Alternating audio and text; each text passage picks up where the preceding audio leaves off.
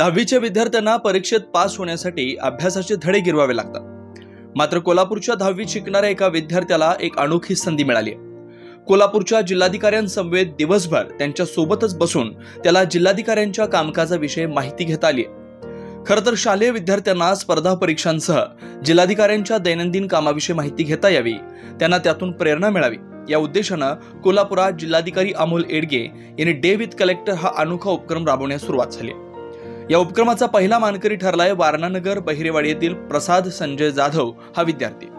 प्रसाद हा हातकणंगले तालुक्यातील पारगाव येथील श्री पाराशर हायस्कूल या शाळेत शिकणारा इयत्ता 10वीचा विद्यार्थी आहे। प्रसादची उंची ही सर्वसामान्य मुलांच्या तुलनेत अत्यंत कमी आहे। मात्र प्रसाद जाधव हा दरवर्षी वर्गात प्रथम क्रमांकाने उत्तीर्ण होणारा विद्यार्थी आहे।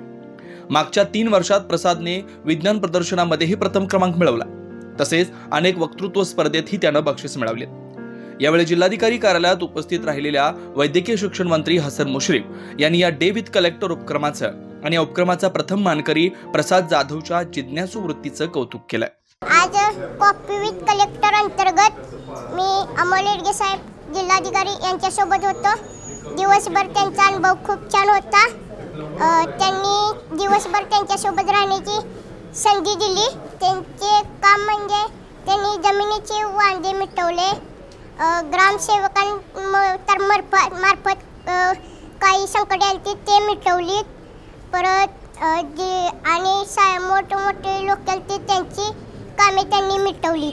त्यांचे काम खूपच छान आहे, यामुळे मी त्यांचा आभार आहे। धन्यवाद।